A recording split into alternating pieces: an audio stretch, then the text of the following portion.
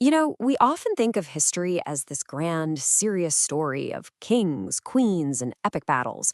But what about the times it was just plain weird, absolutely absurd, even? So, could an army actually lose a war to a bunch of birds? The answer is a big, resounding yes. We're talking about a real army with soldiers and machine guns. They declared war on birds and lost. That is just one of the bizarre but totally true stories we're about to get into. All right, to try and make some sense of all this madness, we've broken it down into three parts. First, we'll look at some classic acts of human folly. Then, we'll see what happens when everyday infrastructure just collapses. And finally, we'll explore the truly strange mysteries of the mind. All right, let's kick things off with acts of human folly. These are the moments in history defined by chaos and confusion, where it turns out the biggest enemy, well, it was themselves. So picture this. It's 1788. The Austrian army is on the move.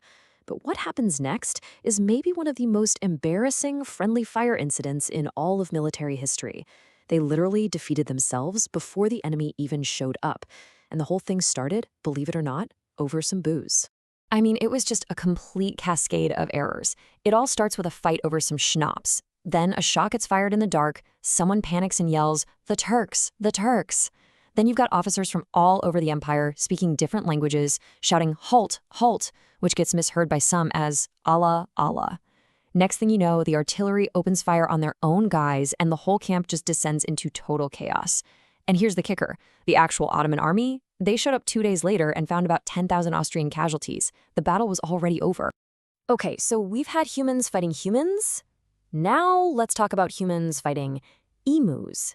Yep, in 1932 Australia, there was a huge problem with about 20,000 emus just wrecking farmland. So the government decided to take military action. I'm not kidding. They sent in soldiers with machine guns to literally wage war on birds.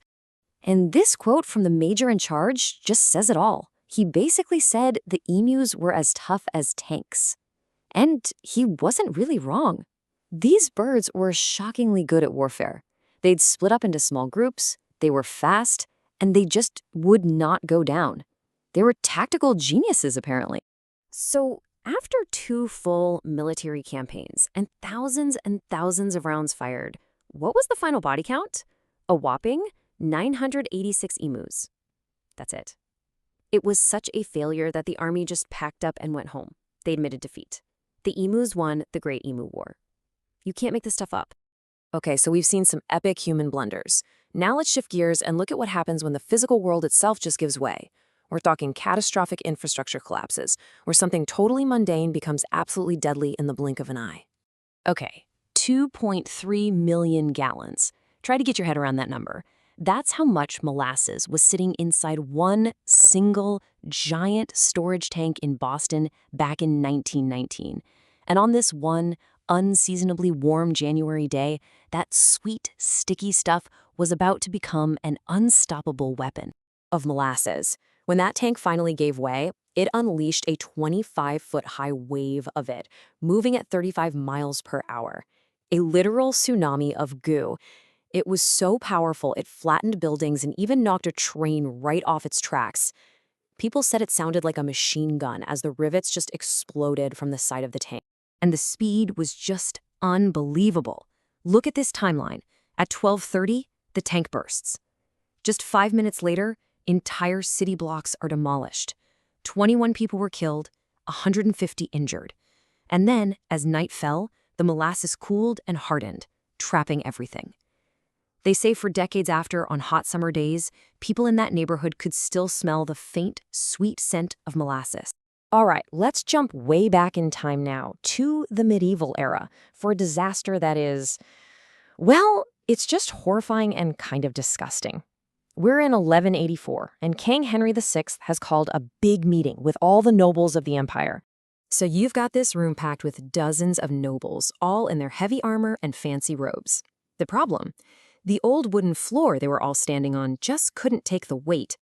The floor just collapses, and everyone plunges straight down into the castle's cesspit, the latrine. I'll let you imagine what that was like.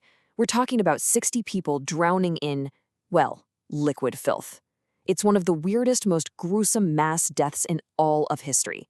The king himself only survived because he managed to grab onto a window ledge. Okay, for our last section, let's move away from external disasters and look inward. We're diving into the mysteries of the mind, when the catastrophe isn't outside, but starts inside the human brain. Now, to really get what's going on in these next two stories, you gotta understand this concept: mass psychogenic illness. It sounds complicated, but it's basically when a whole group of people are under so much stress that they start showing real physical symptoms, even though there's no actual disease causing it. Think of it as the modern term for what people used to call mass hysteria. So let's go to Strasbourg in 1518. It all began with one woman, a Frau Trafia. She just walks out into the street one day and starts dancing. And she doesn't stop for days, just dancing and dancing until she's about to collapse from exhaustion. Now, here's where it gets really weird. Instead of stopping her, other people started joining in. You can see how it spread. Within a month, you have 400 people just dancing uncontrollably in the streets. And the city officials? Their brilliant idea was that the cure was more dancing, so they built a stage and hired musicians, which, of course, just made it worse. People were dancing until they literally dropped dead from heart attacks, strokes, and pure exhaustion. Fast forward a few hundred years to 1962, and something very similar happens. This time, though, it's not dancing. It's laughter. It started with 3 schoolgirls in what is now Tanzania, and it was completely uncontrollable. But let me be clear, this was no joke. The so-called laughter was actually a symptom of intense stress, often paired with crying, pain, and fainting. It got so bad it spread to over 1,000 people and forced 14 different schools to shut down. The whole epidemic lasted for 18 months. So, okay, we've talked about armies fighting themselves, killer molasses, and plagues of dancing and laughing. What's the takeaway from all of this madness? I think what it really proves is that reality is often way stranger, sometimes funnier, and definitely more terrifying than anything we could make up. From schnapps-fueled chaos to deadly molasses, the past shows us that the line between order and absurdity is way thinner than we think. It really makes you wonder, doesn't it? What other absolutely unbelievable stories are just hidden away in the footnotes of history, waiting for someone to find them?